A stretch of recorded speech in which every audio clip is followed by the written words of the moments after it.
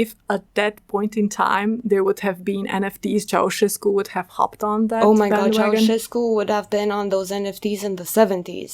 Like, from what I've, like, learned so far. Yeah, I think the, like, general explanation for the whole thing and why it all came crashing down, like, from what I heard, in my family, because it was something in the lines of, like, some men are bad and power hungry. And if you give those men communisms, they will do dictatorships and austerities. And then liberal heroes will rise and give their lives to start a revolution of the proletariat, so the proletariat may produce capital and have like the right or like the opportunity, I guess, to receive increasingly small amounts of that capital. So the libs gave us communism?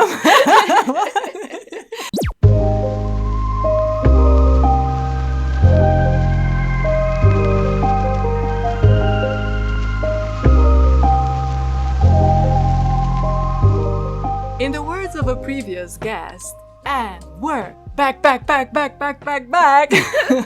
with a new episode, because I managed to grab hold of someone, because this is how we do podcasts now, by kidnapping people just before they go on summer breaks. And guess what? It's not only that we have a guest, we have a first-time guest, a podcast virgin, if I may creepily add. So who are you and how did you get into my house?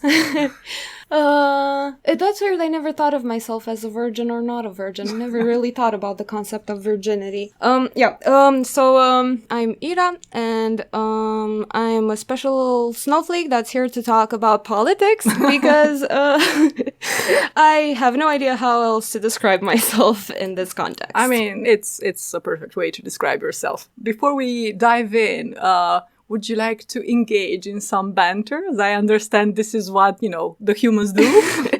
On the podcast? Apparently. Yeah. Yes, I would. I consent to some banter. Yeah. Good. Because I wanted to share with you this very interesting phenomenon that is called our old episode about Otto Weininger's misogyny index. And this is the one YouTube clip that gets all the weird comments. So can I just give you the comment to read? Because I think this is such a wonderful, I don't even know how to call it. It's just special. Okay. Such a modernized view. But I can't believe that this was a viewpoint of power plays that led to World War I and so on. Sure. Might have been more of a group thing or not. Seems some of the points Ayn Rand, was pushing to prevent the fall of Western civilization. No disrespect, but many other empires gave hard truths that of Romania, of course, long adapted. I'm not sure what, Romania was adapting to, whatever. I think there's a confusion between the Roman Empire and Romania, I think. My God. Okay, you're doing forensics. Okay. Easy communication and being able to laugh off the mundane is the ultimate gift. Okay, we're going into fortune cookie territory. Not to mention, pure masculinity is so needed, not wanted, this is like in parentheses, not wanted by the profiteers of chaos. The prophets of chaos or profiteers? Because it says... ¿por qué no los dos? Okay. To prevent... so not to mention pure masculinity is so needed to prevent third world decline of the grotesque and what is the open door that allows corruption to become a dominant power. This dude should get into anarchy, honestly, but anarchy of the mind, seriously, of syntax in any case. An emperor is needed or primitive behavior embraced. Mental health could become a weakness. And I guess that is like your astrology chart for the week. Because I don't understand what the fuck I just read. Yeah, I mean, is there anything to understand besides the fact that the dude is arguing with himself and all the voices inside their head? Yeah, it's super weird because he makes all of these points, but then he's like, refuting them as well. Yeah. Yeah. A lot of butts also. I love it when they do the butts. They always do the butts. Gentlemen love butts. I am given to understand. Anyway, I hope people keep it up. I mean, I love the comments on this episode. Honestly, it's a lot of engagement, and it seems like a lot of thought was put into it. So, like, yeah. I'm kind of still surprised about how I think listening comprehension is a problem with many people, because I think it's very clear in that episode that we're making fun and criticizing all the points Otto Weininger was writing about, but people are like, oh, thank you very much for introducing me to Otto Weininger. I'm actually enjoying his book. Oh, this is very interesting, and he actually had a point. Like, I feel like that's, like, maybe it's a case of like conservative. I forgot the name of the Facebook group. God damn it! It's fine. Things reactionaries say that would be awesome if they were true, Oh. but only it's not ironic. It's just like real, I guess. Yeah. I guess we can dive into the episode then, now that we've had our dessert. And, I woke up today, I looked out the window and thought to myself, you know what today would be a good day for? What would it be? Talking about communism. Oh, yeah. Well, I mean, it's always a great day to talk about communism. Isn't it? It's just a wonderful topic. On a more serious note, I've been meaning to discuss with someone who is equally curious an idea that has been confounding me since I was a kid, basically. And that is, why if communism was so bad, and I mean it was even by leftist standards, I think this is not controversial. If that was the case, why did people put up with it for as long as they did? And I don't know about you, but the quick answers I was given along the years always seemed rather unsatisfactory. And as the generation that was either not yet born or, were toddlers during the regime change, basically what we were given as an explanation or an analysis about communism was communism bad. I know it sounds cheeky and stuff, but sadly, it kind of is the case that... No, that's a literal description of it. So in terms of public discourse and outside academia, because there has been scholarship that is, more complex than that, obviously, and there are even some good books, but in the public discourse, you just get communism bad, and, you get told all the horrifying stories, and there are plenty, of course, but that, that doesn't really answer the question of, why it lasted as long as it did, because it's not just 2 or 3 years of terror. I don't know, what did you hear from your parents about, how things were and why didn't things change earlier? Or did you have any discussions like that? No. I honestly wasn't that curious about this stuff as a kid. And it was just sort of like a given. Like they would tell you in school and at home and wherever they can. I grew up hearing stories of oppression and austerity, but also in a very generic way. It seemed like sort of a template for these stories of oppression, what you couldn't buy, what you would go to prison for. And nowadays it's more I talk about the political work I try to do, and my mom or my dad will literally just say, but it's a utopia, communism. I lived in actual communism for 24 years. So of course I ask okay, I fucking hate Soviet economics and what have you, but can you just give me any particular specific answers? And honestly, it just seems to me they conflate the Soviet method of seizing and organizing the means of production, which, as far as I know, isn't the actual proletariat seizing the means of production, but more like a hostile corporate takeover followed by heavy restructuring and quite a bit of layoffs. And by layoffs, I mean mass murder and ethnic cleansings. In Soviet bloc, layoffs just are permanent. Oh my god, that is the meme. But anyways, I feel like they conflate all of that with all leftist politics, and that's basically why communism is bad, is just that it's a case of they've literally only lived and experienced and know of the Marxist Leninisms and Stalinisms and Ceausescus and so on and so forth. That, as far as I can tell, again, not having been that curious as a kid. I think there's something to be said about the fact that people who have lived through the regime in different periods of their lives, obviously they have experienced it differently. I think your parents are slightly younger, right? They just came of age. Yeah, in like the 80s. 80s was their youth. So basically it was like the millennials before the millennials. Oh no, yes. Yeah, So they were fucked up. I think if you come of age when whatever regime or system that you are living under is in decline or is in major crisis, I think it will have a disproportionate impact on how you view the system or how much faith you have in it. Because I think disillusionment was a big thing in the 80s for many people who were young, especially then. Whereas for, I think, like grandparents or maybe older people, they had another reference point, so to speak, because some of them also remembered the time before the communist regime, or they also had not to give spoilers, but they also remembered the better years, whatever their definition was of the better years. So it's interesting, and I think what I learned over the course of my very disorganized readings on the period was that although it was called the bloc, the communist bloc, everyone had their thing in a way, and no one way of organizing, as you said, was the inevitable way of doing things.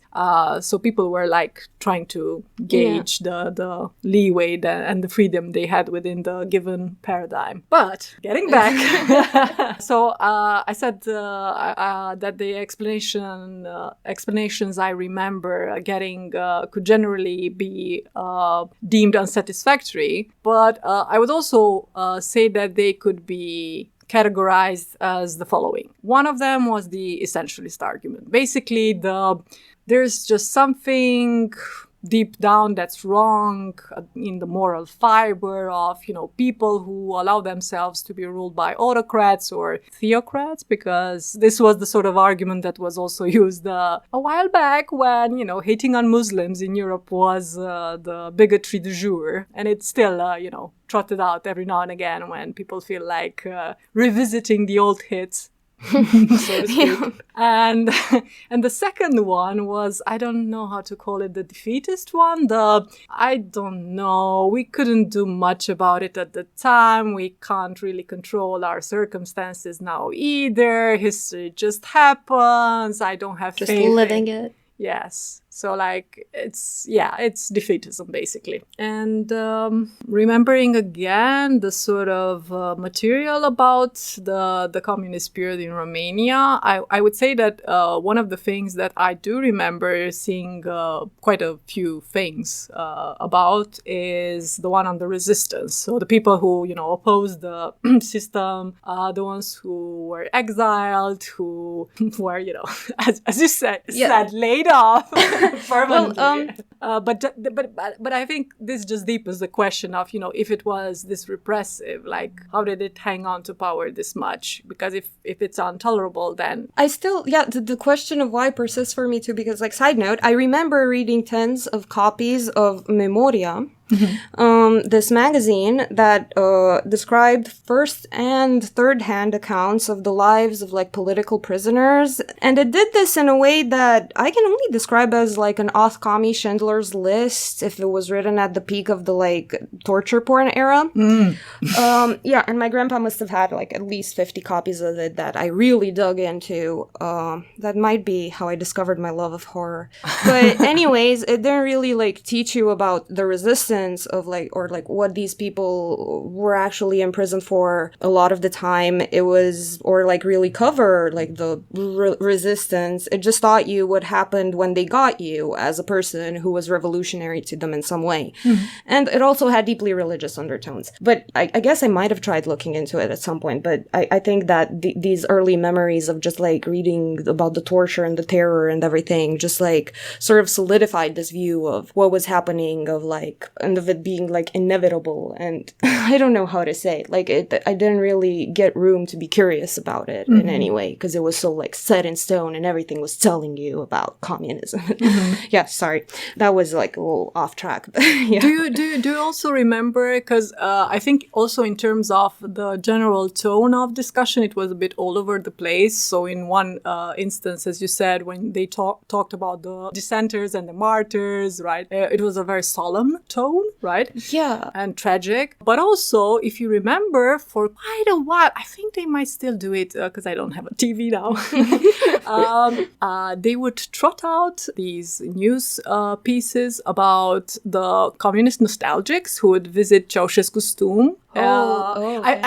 I think that it was every year that they did this. I'm not sure if it was for like the 23rd of August or when they went to the cemetery, and they used to film usually pensioners, and I know it was treated like ha ha ha, like, isn't it funny, like all these weird people. So it was, in terms of tone, it was all over the place. But first, every one of the adults, I remember, was sort of laughing along.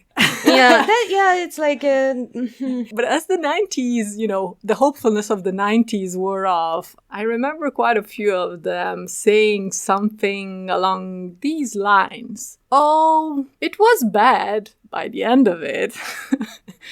True. And the 80s were really horrid, but it hadn't been like that before. No, I have literally never heard this, and my family, like, please get to this family. I would honestly, it would be a step up. Yeah, that sounds shitty of me, but you don't have, I don't give a shit, actually.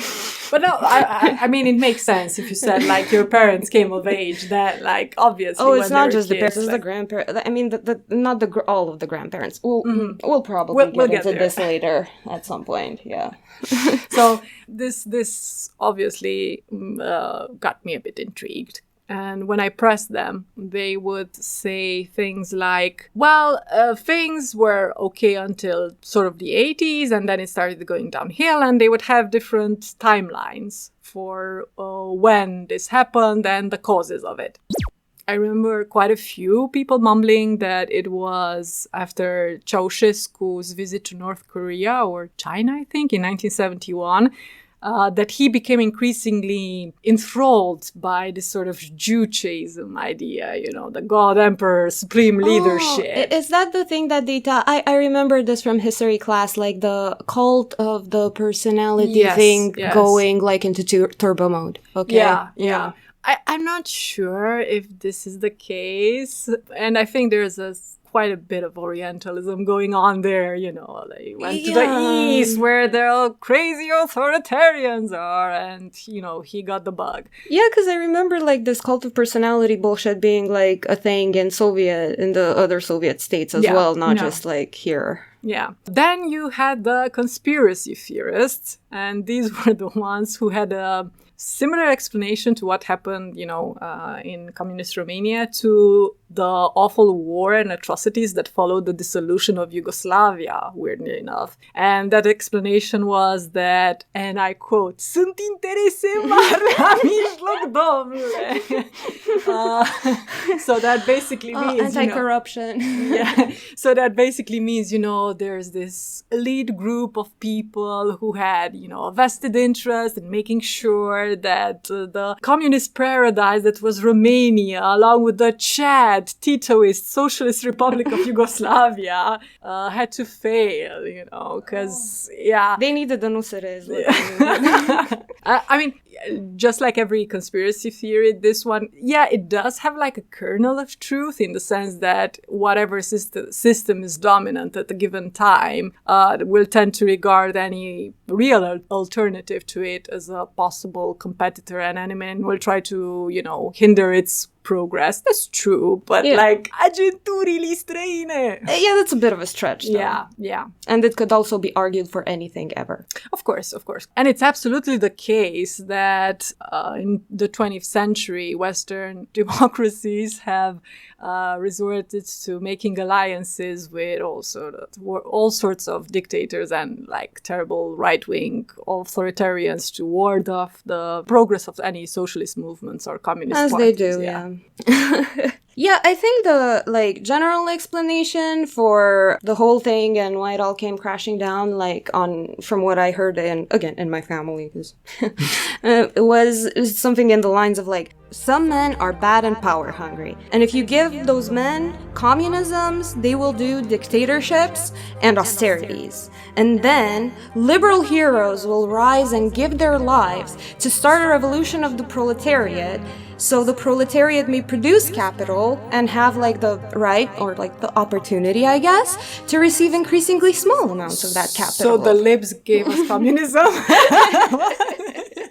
No, the libs saved us from communism. That's why it came crashing down, because but they of also liberalism. gave the proletariat power. Yeah, they give the proletariat the power to like not have ownership over the means of production. They're allowed to not have ownership over the means. The burden is lifted. Yes, the burden is lifted. And like then the proletariat will be able to purchase everything that it ever wanted, like British music and American jeans and like British American tobacco. But not like housing or healthcare. Those are communist things. It's fine. I understand nowadays the whole business model is to not be able to buy anything anymore. You just rent things out, services you out can like anyhow. Probably rent a heart at some point, I imagine. Yeah. But yeah, basically all of my childhood memories of communism equals bad were related to, and why it came crashing down were related to authoritarianism and like austerity and, you know, all of that, not being able to buy things. Yeah. And I guess poverty is better because you cannot afford to buy things, but the things are on the shelf, so you're like free and it's your fault. Whereas austerity is like this collective oppressive experience. And I do remember it being tied a lot to austerity. Yeah. I think austerity is, as you said, yes, it is a collective experience. Whereas if you see the things on the shelves, but you don't have the money, although it sounds really masochistic, but maybe you can internalize the whole, it's your fault, you're not working hard enough, but maybe if you were. Whereas although it is less centered on your guilt if you are living under austerity, like everyone is, you know, poor or everyone is enduring the same hardships. Yeah. But also it means that whatever needs changing is probably going to be more than just what you can personally affect in terms of an individual. And that's scary because if you're not used to seeing yourself as an individual within a system, society, community who is working also towards not just your personal goals or your family's goals, but also the wider community, then of course it's scary because like, how do you even? Yeah, you don't have control over anything. Yeah. Like, and capitalism like gives you the sense of control. I always boil down everything to capitalism. This will happen several times throughout this episode. I am that type of person. So we had the nostalgics, we had the conspiracy theorists, we had the Orientalists. There was also like a more down-to-earth group who were more into what they call kitchen table politics, and they would point to the foreign loans incurred by the communist state at the tail end of the 70s and how Ceausescu's stubbornness about repaying those loans as soon as possible created the shortages and the austerity that you mentioned. And basically, in their view, the regime didn't change in 1989, you know, when the revolution happened, but in the early 80s, because it wasn't just about a winter of discontent or a couple of years of rationing. It was a realignment at a deeper level.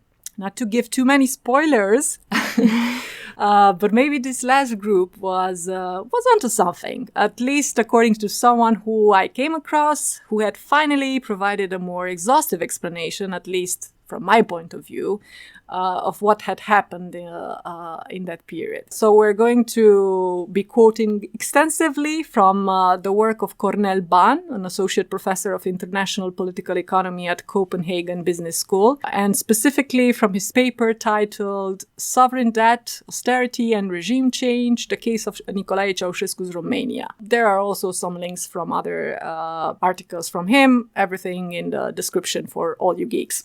Yeah, I actually tried and failed to read this paper, in case you haven't already noticed by my extensive and in-depth political economic analysis of the past 60, 100 years. I don't even fucking know. But I did check with a couple of friends of mine, and apparently the dude is legit. I checked with friends in academia, and they were like, yeah, he's legit. He's legit. Yeah. He's one of the good ones. Yeah, that's what I have to say on the subject. Yeah. Groupthink approved. There you go. Leftists making lists of people again. Damn. Old habits die hard. This is how it starts. The paper begins by providing a context for the period before the start of the decline. Ban says that from the late 1940s to the mid-1970s, the poor southern periphery of Europe saw an unprecedented pace of industrialization, but he also points out that this sort of growth happened under a variety of political regimes, from authoritarian corporatism in Spain to Stalinism in southeastern Europe. Yeah. The consensus at the time was that state-led industrialization was the main engine of economic modernization. I mean, that's what the dudes thought. So, what you gonna do? Known as developmentalism, this outlook on how to run your society had regional variations. Import substitution industrialization in Latin America and parts of Africa and Southeast Asia, indicative planning in some of the export-led economies of Asia, and centrally planned and state-owned economies in Eastern Europe, China, and Vietnam. So, as mentioned before, it wasn't just a cookie-cutter template that was applied to everyone. There were some regional variations. Yeah, I don't know of them, but sounds like it. Well, we're learning. This is a learning experience. I know of them, but I don't know about them. Thank you. This podcast is all about lifelong learning. Oh. The more you know. Okay. In the case of Romania, this growth happened despite the fact that both the Nazis and then the Soviets had run it roughshod. It has been calculated that the various forms of exploitation accounted for 86% of the total national income between 1944 and 1948, just to give you a rough example. So, it turns out imperialism sucks, whether or not you are dressed in a spiffy Hugo Boss uniform or you cover it with a Ushank or something. However, despite getting fucked in the rear between 1950 and 1973, Romania joined Yugoslavia and Bulgaria in achieving average annual growth rates that were above both the Central European and the West European average. The industrial sector was at the heart of this growth, with the Romanian economy increasing by a rate of 68% per decade in this period. Oh, okay. The United States would be proud of our GDP growth. Impressive numbers. They're all about the GDP. And although we all grew up with the image of, the steel and coal industrial behemoths as the hallmarks of the Romanian industry, apparently there was quite a bit of diversifying and development in sectors such as engineering, high-end wood processing, and electronics. In fact, by 1983, the engineering sector was so developed that it ranked the 10th largest in the world. I didn't know that. All of my parents' friends, everybody that I know is some sort of engineer. My mom tried being a doctor and also ended up being told, no, you're going to be an engineer. This was a fetish level thing in communist countries, be an engineer. It wasn't even her parents that told her to become an engineer. It was the teachers. They were like, no, you're going to be an engineer. Yeah. As Cornel Ban remarks, and I think we've also heard this echoed by people who've lived through the regime, the upswing during this decade, at least for a huge portion of the population that had seen very little social mobility before the war, was a source of nationalist pride and gave the Communist Party enough legitimacy that people didn't ask too many questions about what happened to the dissenting voices. Tankies today.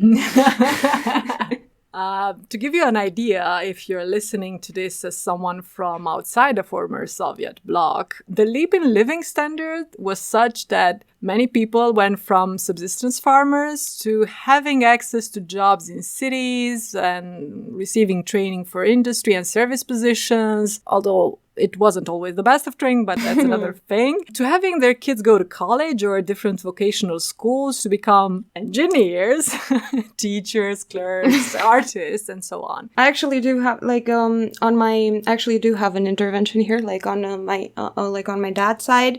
Both my grandpa and my grandma were like the first people in their respective families to get a higher education. And then, go on to live middle-class lives. Yes, class was still a thing. That might be a hint that it wasn't actually, communism's. But, anyways. That shit didn't happen before. My grandpa and grandma must have had, I don't even know, between 5 to 10 siblings, between the two of them, and they all lived in the fucking same room. One of my grandpas had 11. Holy shit. Yeah. I know. Okay, so they were actually a small family that lived in one room, and they farmed, but they were poor as fucking dirt. And from what I remember, neither of them ever looked back and went the good old days, how wonderful those 15-hour work days were when I was 8. They talk about it, but not oh.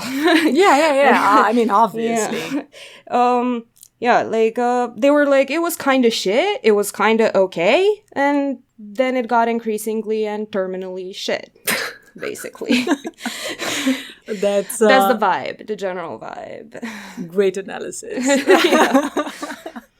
Since we've mentioned dissenting voices, and because we're not looking at history with rose-tinted glasses, we have to add that it wasn't just those who objected to the principles of communism that got on the wrong side of the regime.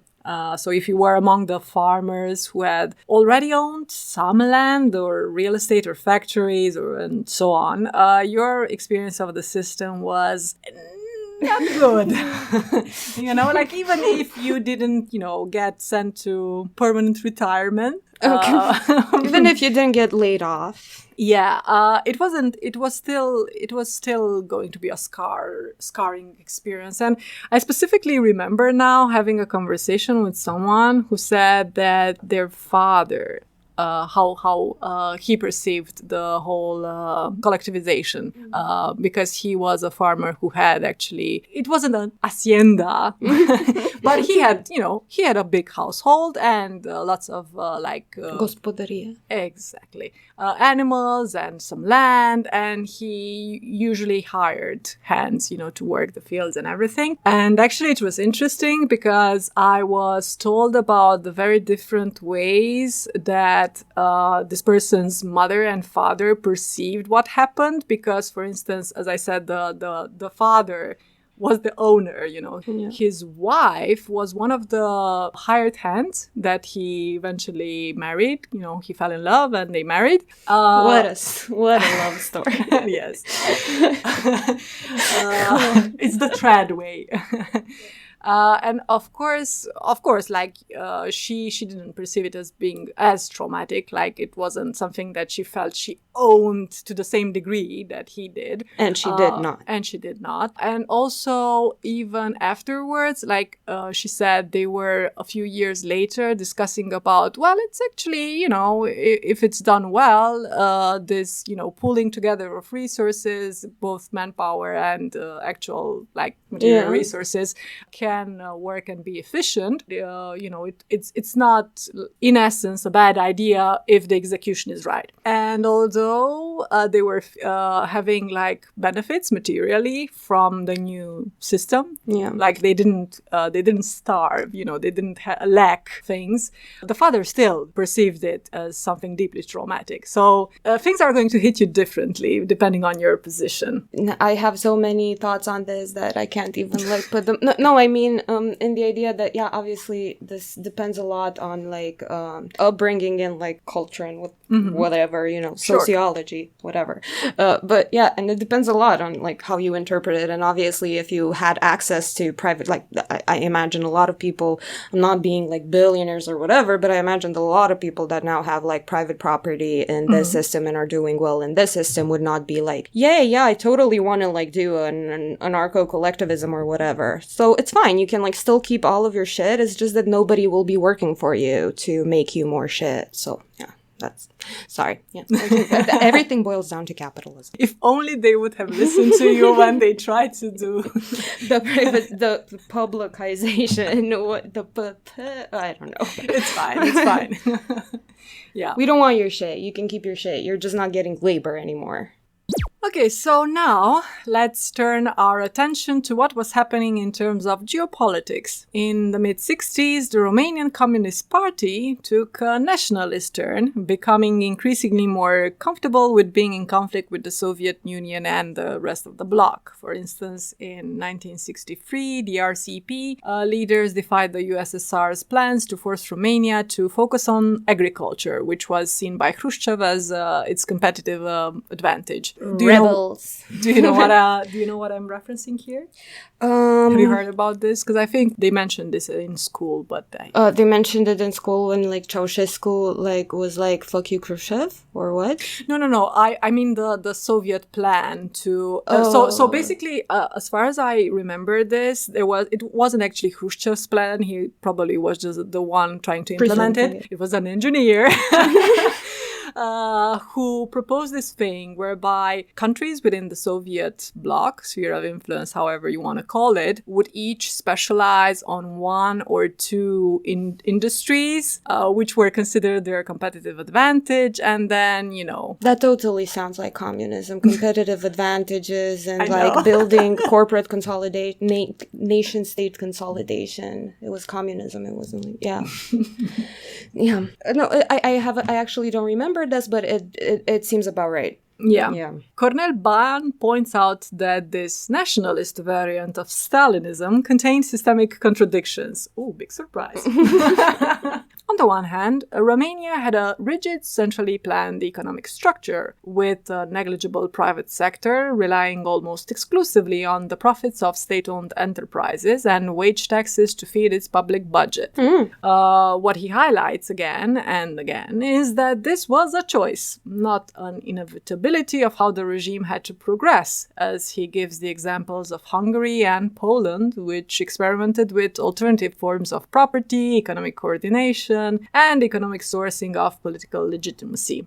In short, the stress was on ensuring basic needs rather than on building proto-consumer societies, as in the case of these other socialist countries I mentioned. Even during the boom of the 60s and 70s, household consumption in Romania of both public and private goods was subordinated to industrial development. So what you're saying is that the people did not have and weren't going to have, like, their British American tobacco genes. Like, liberality be damned.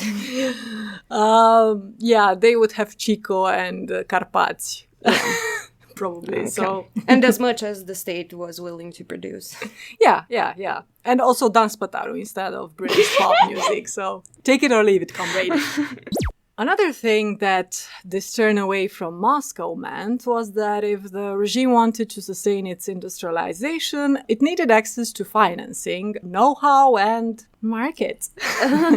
And that explains Ceausescu's love affair with the West. The economic opening towards Western Europe was actually not a PR stunt on Ceausescu's behalf. During the 1970s, Romania was the only Warsaw Pact country with a generalized trade agreement with the EEC, the European Economic Community, which meant it could export more of its wares to the capitalist markets in the 80s. Sorry. So we exported more of our stuff to capitalist markets than to socialist states. So okay. While the rest... Communism. Yeah. While the rest of the Soviet bloc depended heavily on outdated local designs, Romanian industry was churning out more updated versions of, among other sophisticated products, French and German designed cars, trucks, helicopters, jets, and turbines. So, you know, the Dacia 1310 and 1300. Yes, I do know them. It was actually a Renault car model. You say more updated models? You said like more updated models, but like the stories that I heard were it was basically like a cheap generic brand knockoff of Renault or whatever. This is what I heard, that like Romania was doing them, but was doing them worse because nothing can be as good in the East as it is in the West. I think it's compared to what the designs were from like the Soviet version of the same product. Oh, okay, so it was like an updated version of the Soviet knockoff of the Renault. Okay. Yeah. No, I mean, I think the whole idea is that, for instance, other countries produced like Lada. Oh yeah, like they made their own like their own version, and we self-colonized in yes, this. Exactly. Okay. Yeah, Fun. Yeah. And you also had Allsit, which was actually a joint venture. So I'm just now like it's not self-colonizing though. It's just like, I mean, you try something new.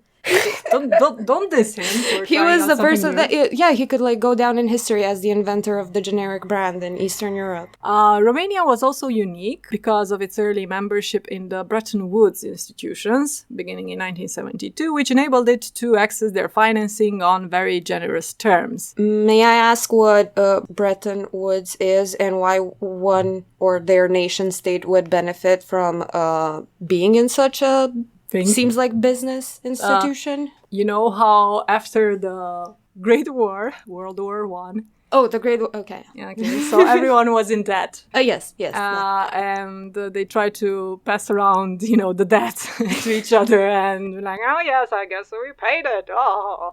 And what they did, and this was one of the causes leading up to all the, financial problems in the 30s, was that they did a lot of currency manipulation. They would devalue their currency, for instance, severely to both do price dumping sort of stuff. Like, if your currency is weaker, then you are better at exports because your exported goods are cheaper, so you can sell more. Isn't that what like interest rates like do?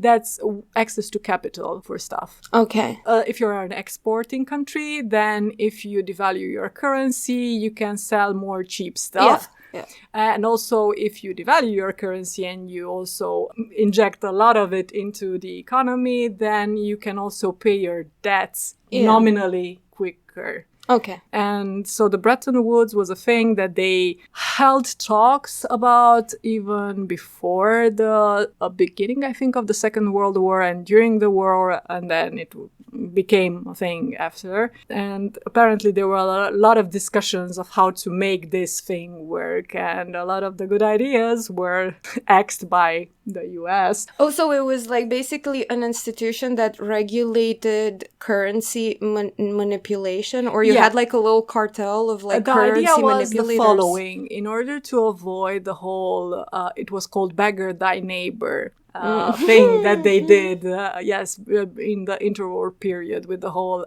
currency manipulation. The convention was, okay, we will use the dollar as a reference point for all currencies. Okay. Yes. Oh, okay, now I understand. And that was also tied to the gold standard for a while, and then Nixon came in and they was like, no, nah. Okay, history makes a lot more sense now. Okay. Yeah. Thank you for that. Okay. You're welcome. And since we mentioned the 70s, can you think of any major disruptive event during this decade? I don't know, like oil things? Just like general oil? Palm shit, oil. Like coconut oil. Like there were like... Just rub it all over. Petrol things. Oh, you have some strange kinks, I say. So, if there's one thing that you really don't want to when you're all about industrialization, is rising energy prices.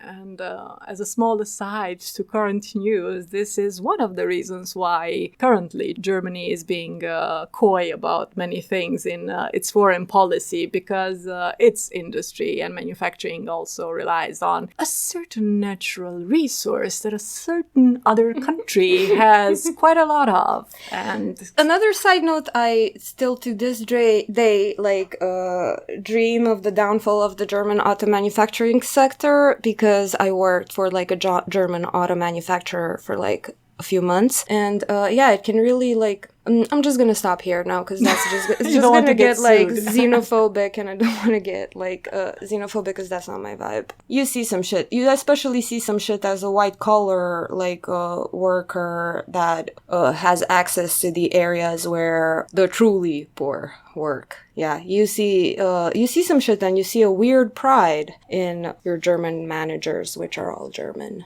Sorry, go on. Okay, so Cornel Ban notes that the first oil shock, which happened in 1973, did not affect Romania as much as it affected other developing countries, because at that time the country was able to supply a large share of its energy needs from local oil fields, and it managed to strike machinery for oil barter deals with countries such as Iran. No, I'm not going to say it in the American way. With countries such as Iran, Iraq, and Libya. I support this. However, the second oil shock really rolled us. And this happened because of both outside reasons as well as self-inflicted ones. I mean, internationally, the second phase of the oil crisis triggered a debt crisis. Within the country, Ceausescu had pretty unwisely decided to focus efforts on the most oil-guzzling industries, tripling Romania's demand for oil just as prices were high and loans were drying up. Was this like one of the first like actual real life like bubbles that Romania was like involved in or something? Because you'd think you could like sort of, you know, have some the opposite of hindsight, forethought. I think Homie was just really buying the whole idea that he was the good communist, as he portrayed himself, and he was portrayed in the Western media, right, as the good communist. Yeah, the good and he drank his own Kool-Aid, and he thought that, you know, this wouldn't apply to him, like all the bad things happening all around the world, but they happen to bad people. Yeah, he figured it out. Good hardworking people get that trickle-down capital. This predicament was deepened by two geopolitical shocks. The first one was the Iranian Revolution. Iran had been Romania's main supplier of oil, and its replacement, Iraq, then went on to wage an 8-year war with Iran, which meant decreasing oil sales to Romania. So, you know, when all of your friends start fighting each other, it's maybe time to reconsider the sort of friends you make. Yeah, maybe. This was going to be a too long joke. So you might ask yourself, why do you do it, Chief? Why invest in oil refineries during a fucking oil crisis? The author asks the same question, especially since, historically speaking, there is an important correlation between high sovereign debt followed by austerity. Why does it sound familiar? And popular uprisings that lead to regime change, regardless of whether that regime is democratic or not. Democratic in air quotes. So, you know, knowing the pattern, as you said, like foresight, the party still made the risky decision to pay its foreign debt as early as possible, at the cost of economic recession and dramatically compressed consumption at home. And again, this was not an inevitable outcome, because other countries hit by the debt crisis successfully asked for debt rescheduling and haircuts for creditors. Before we go over the author's perspective on this, do you have any theories as to why the luminaries of communist Romania thought this would be a good idea? Having learned all of this, I think I'm just gonna actually defer to my mom and my parents and the evil dude argument. Mom knows best. Yeah, but jokes aside though, could it be that a highly centralized form of economic and political control can only give birth to autocratic leaders, and that if you do have an evil dude or just a dude that has enough power and resources to become deeply and truly egomaniacal in this context, they might just act in accordance to their own personal, let's say, profit, maybe, and just forget they're meant to be doing a socialism rather than a capitalism. I'm not clear on that, but so you're saying that just because you're all about discursively, you're all about the proletariat and workers' rights and freedom and bread for everyone. If your actions don't reflect that, maybe it's not that great. It might be. You're so radical. Yeah, I'm just not a good enough team player, honestly. The study first lays out the materials. Okay. I want to make weird sounds too now. Okay, weird sound time. Weird sounds. Getting the weird sounds out. Okay, got them.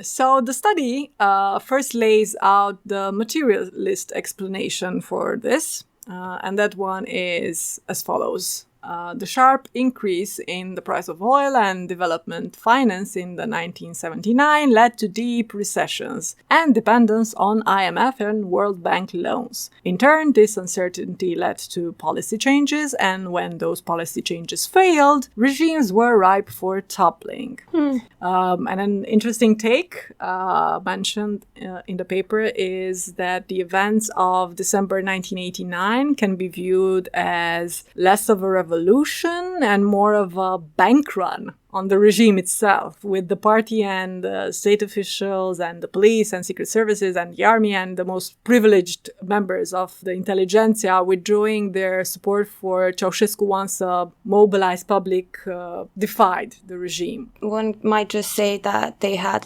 maybe some individualist vibes going on within this Communist Party. I think it's quite clear that they saw the writing on the wall, and since their main goal was keeping their privileged position, they were sure, we need to change tack, we need to sing another tune. We need liberty. But the need for policy change does not explain why certain countries go down one route as opposed to another. So the second way to approach this is through the lens of the predominant ideas that were sort of whirling around in the heads of the decision makers in the Romanian Communist Party. And Ban basically says that since other members of the Soviet bloc had also become indebted to the IMF, and Ceausescu had seen the nature of debt restructuring discussions as as an encroachment on policy and sovereignty and a form of neo-colonialism, which sadly kind of true. And also because he thought that an eventual default would be an admission of ideological defeat, he basically decided to get rid of the debt burden as soon as possible. Damn the cost to the population in the short and medium term. Okay, so basically the evil dude argument works. Yeah, I mean, it was deeply personal for him in that sense. He wanted to be top dog. He didn't want to have to negotiate or have to accept conditions from anyone. And I think he was probably also deeply hurt by yes his feelings are hurt. He was into his feels. He was deeply hurt by the fact that he was not treated as the special guy by the West when shit hit the fan. He was their special guy in the 60s, but he was not their special guy when it came to money. I'm not sure if you can call it colonialism if you just were openly colonizing and gleefully colonizing yourself a couple of years before. I'm not entirely sure you can then go back and call this is a colonialist encroachment on our shit. But it's okay if our king does it. Our short king.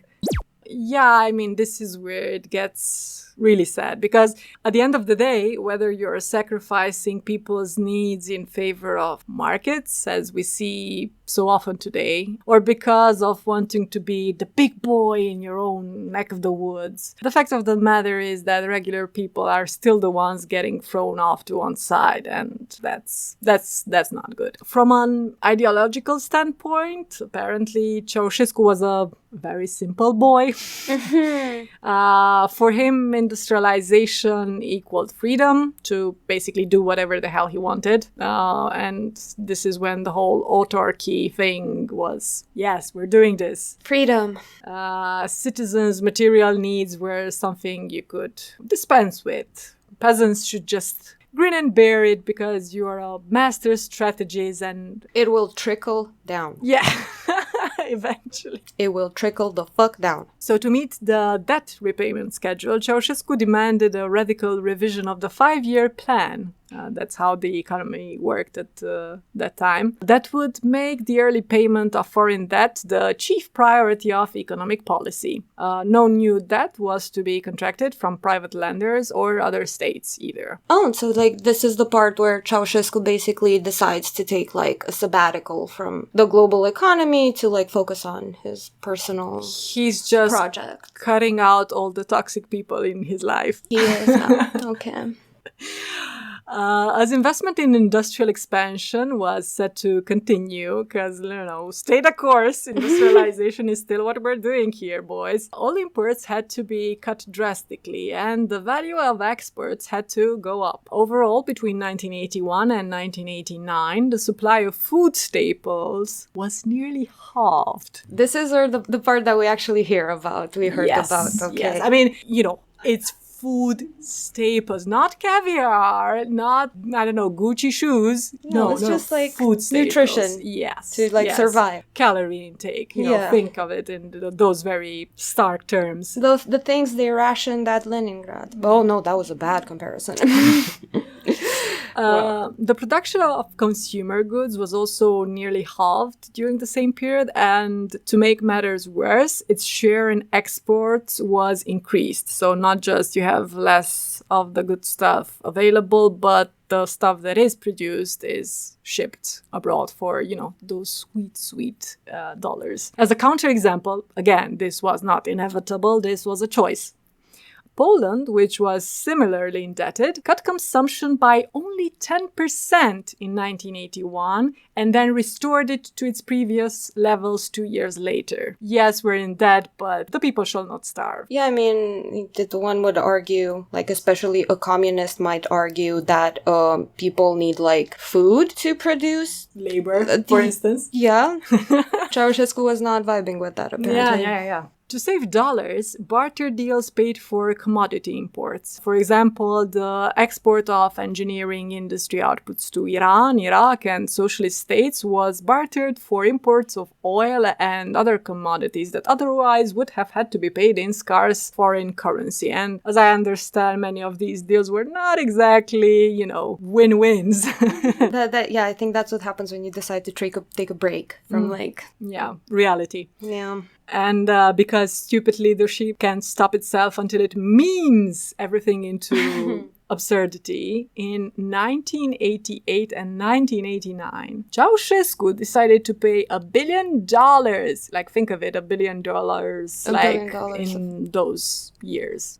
So he decided to pay $1 billion of debt by selling 80% of the country's gold reserves. You don't give away your capital, bitch. You're in, what the fuck? I really wonder what he would have done. How are you going to start your artisanal candle business? Do you think if at that point in time there would have been NFTs, Ceausescu would have hopped on that? Oh my bandwagon? God, Ceausescu would have been on those NFTs in the 70s. From what I've learned so far. Even the Bank for International Settlements told Ceausescu, dude, this is too harsh. You really don't need to pay your debt this early. They were refusing capital. And Ceausescu vehemently rejected the recommendation and stayed the course. You just don't get it. Like, his scented candle business was, like, just about to take off the ground. He just knew that, and, like, all you need to do is to be fucking supportive for a little while, and then we'll all be fucking rich, Linda. I mean, don't be the bad girlfriend. You need to support and stand our short king.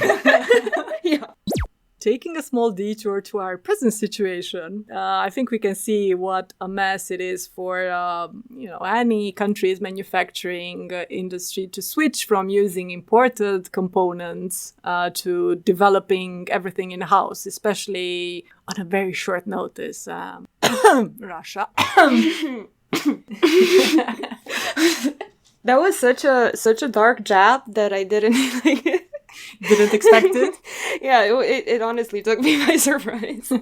As formerly imported parts and materials were replaced with local substitutes of poor quality, many factories could not liquidate their stocks because of quality issues. Who knew? And had to be bailed out by the state. To make matters worse, the lights went out on research and development too, as during the 1980s they cut subscriptions to scientific journals and all funding for study abroad opportunities. You gotta invest in R&D, bitch.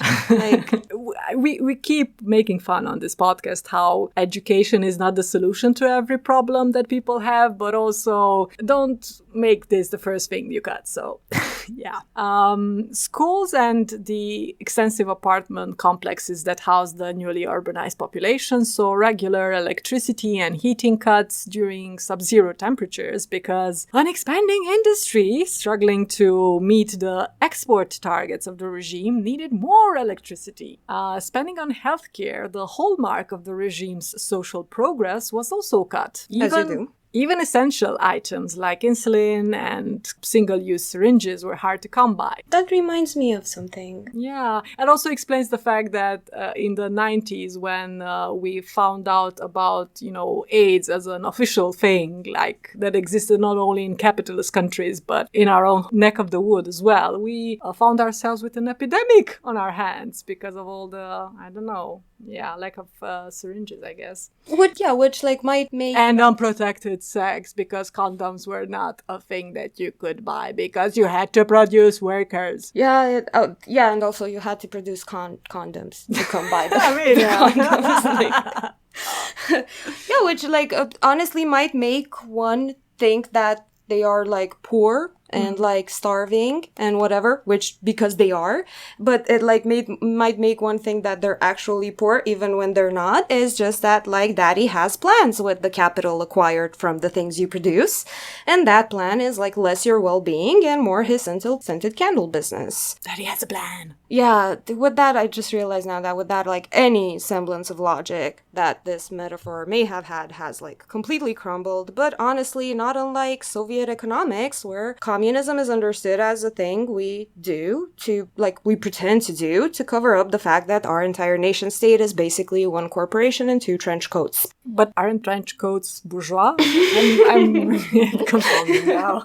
And I don't even know what... I don't even know what joke to make because, I remember the clothing was awful and the fabric was shit. Yeah, true. To once again paint a picture of the stupid at work here, the building of a single new coal power plant in Anina cost nearly 3 times more than the yearly investment in health and social assistance during the 1980s. Wow. No, because it's you think, how much can a coal plant cost? Mm-hmm. I'm assuming not that much, but then you think, that how little did they invest in health? Yeah. How much was it? How many times? 3 times more. Okay. Yeah. And it's a fucking it's a coal plant. Yeah. Very socialist. Yeah. Austerity also meant the worsening of working conditions. Really?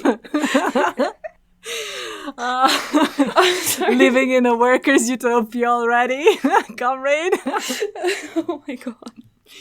Increased work intensity, night shifts, working Sundays, and higher quotas at no extra pay became the rule. Mind you, our parents were already working Saturdays. All in the name of expanding exports that would provide dollar bills to pay off the debt. I would say that all in all, what happened in the 80s was essentially the regime pulling an Uno reverse card on the population. Because it had initially, as we've seen, provided people with like social mobility, free movement from like rural areas to cities and so on. And now you had to have a sort of ID or passport thingy to reside in a city. And many workers were forced into long commutes, packed like sardines in buses. Maybe you've seen pictures of people crammed in buses and trains and trams and stuff. I see many pictures of people crammed in buses and trains and stuff on a regular basis. Sorry. Like I saw those pictures at Electric Castle like last weekend. Yes, because now they get to have glitter in their hair, so it's fine. Yeah, it's fine to do a 5-hour Yeah. Absolutely. Okay. Talking about the Uno reverse card, it had promised women more independence, a more relaxed attitude towards people's choices regarding their families. Which was true, honestly, to some up until a point. I actually learned that for a while, Romania had the highest rate of divorces in Europe. So not just that's the fucking it. That's great. I mean, you know, it's not great, but considering the instances of both domestic violence still occurring, and probably it wasn't any better back in the days. And also, the very sexist attitude of many men. It was probably a good thing because it signaled the fact that women had enough resources and the necessary support to be like, okay, you're being an asshole. I'm not going to be here and take all your abuse, whether it's physical or mental. Yeah, that is actually what I was referring to. Yeah. That's great. When you have a high divorce rate, it usually means that people have like enough resources and or freedom to do a divorce because but you couldn't have nice things for too long of a time. So by that time there was already an abortion ban in place. Oh fuck. So and also from never mind. No link to the present here. And also, I don't know if your parents told you about this since they, as you said, were younger, but I know my parents said that there was a sort of tax on people who were of like childbearing age but were unmarried. So like a tax on, I don't know, being a bachelor or a single lady. Oh, wow. No, yeah, they were definitely too young for that. Yeah. By early 1989, the debt had been repaid. But instead of easing the squeeze, austerity measures remained in place. Did somebody get a taste of sweet profits? And tyranny. And tyranny and control. And keeping the boot on the people. Yeah, and just being like a super rich, magnificent, glorious dude. Yeah. The minutes of Romanian Communist Party meeting from May 1989 show that Ceausescu wanted to continue diverting resources away from basic consumption and towards exports. So this was like a few months before the revolution. Okay. Yes. And asked by then Trade Minister Stefan Andrei to at least provide better heating for residential users, Ceausescu informed the group of his galaxy brain idea. His mind map. Yes. He wanted to use $2 billion accumulated in 1989 and the $5 billion in debt owed to Romania to build enough hard currency reserves to turn the country into a creditor. Once Romania was cut off from the international bond markets, Ceausescu hoped to turn it into a leader of industrializing countries. Again, dream big, king, but what about the people? I will again refer to my argument about like a corporation in 2 trench coats. Basically, doing a communism on the inside. I used air quotes, but that's probably not you're not going to hear those. Doing a communism on the inside and a capitalism on the outside always results in a capitalism, mostly. I guess if we do a sort of summary of what might have been in the hearts and minds of people living through it, I'm guessing that you grow up, so either you were a kid or you were already an adult when the regime was at the height of its positive achievements, shall we say. And, the future looks promising. Of course, there are plenty of things that are not great, and you maybe hear of people who are laid off permanently. But you sort of silence all these concerns, right? Because things are looking up. Yeah. And they are looking up in terms of your prospects, social mobility, working conditions, your material well-being, even social stuff, right? Like, you're getting more liberties. Yeah. And then things happen, right? And technically speaking, there wasn't a coup in sight, right? It was still the same guy. And this same guy was keeping you in the dark, in the cold, for fuck knows why, because it's not like you were informed other than we have to pay off the debt. Why those debts were incurred and what the plan was anyone's guess. Yeah. And then, you get also like the abortion bans and the clamping down on people's just freedom to be and exist and be humans. So December 1989 rolls along, and I don't think we'll get into the details of what happened in this episode, but and it was traumatic for us. I don't know if you remember the fact that until I think we were like in high school-ish or something, they kept replaying. This was the Christmas special, the execution of the Ceausescus was the Christmas special for us as we were growing up. Wow, I actually, You blocked it out? No, I actually Googled the execution as an adult. But now that you were talking about this, I was reminded of the fact that near the end, people understood communism as this thing that basically takes the goods that you produce with your labor and makes, capital out of it and uses that in ways you do not understand because you do not have heat and you do not have anything. And I remember seeing this very not good documentary by Recorder about the revolution and some people that are great liberal thinkers of Romania telling the people expected to be then all owners of the factories. They expected to be patron, to be business owners after the revolution. But of course you're not going to be a business owner after the revolution. You're going to be working for you're going to be exchanging labor for capital, for some money. And that was a very sad moment because I remember that my parents sort of also might have thought about the revolution as them actually sort of seizing the means of production in some way. And that is the most messed up part of it, that by the end of communism, by the end of the the Ceausescu regime in Romania, people thought liberalism was seizing the means of production and having ownership over the labor or some shit. I know I mentioned with another one of my guests, with Adele, the whole 90s business with people who worked in factories getting shares. Getting equity in the factory. And they were hoping for a while that, maybe they weren't necessarily thinking in the whole seize the means of production. Also because since the whole ideological discourse was drilled into them since they were adolescents and kids, they had a sort of revulsion now towards this language.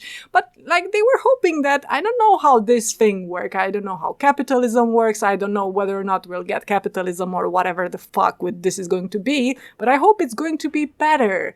People were so, I don't know, in a way so naive, but then again, what did you expect? It's not like they had access to understand what was happening both in their countries in many ways and in the world at large. And so they were hoping for a while that things were going to get better. And I think it was somewhere by the mid-90s, maybe the late 90s, that I remember many of adults in my life, so not just my parents, becoming increasingly less political in the sense that they just tuned out, and the news was just something you kept the TV on and you were doing whatever you were doing. They would not talk about politicians in any other way than those scoundrels. I hate them. They're not doing anything for me. I'm not even expecting them to. So this is the sad part. Yeah. Now they're not even expecting them to do anything for them. I don't expect them to either for different For reasons. different reasons. I'm just anti-state. No, but I totally get what you're saying. And I was like, when you said, when I say seize the means of production, is like they thought that it's not that they actually thought of it as seizing the means of production, is that's how they thought they would have labor autonomy, basically. They would have autonomy over their labor and their time and what they were going to do with it and what they were going to do with the results of their labor. And yeah. So, like, if you want to build the doTERRA of nation states, you have to let the people willingly get on the ground floor of that amazing opportunity, as the 90s showed. Would you like to add anything else, or should we wrap this up? No, I think this ending was appropriate for the times. Okay, well, thank you very much for joining me. I hope, I learned quite a few things reading this. I hope it was enjoyable for you too. I definitely learned quite a few things through this. Oh, thank you for that too. Do you normally do thanks at the end of podcasts? I never listen to the end. Okay, thank you. Thank you, Jesus. And thank you, all the 5 listeners. You know who you are.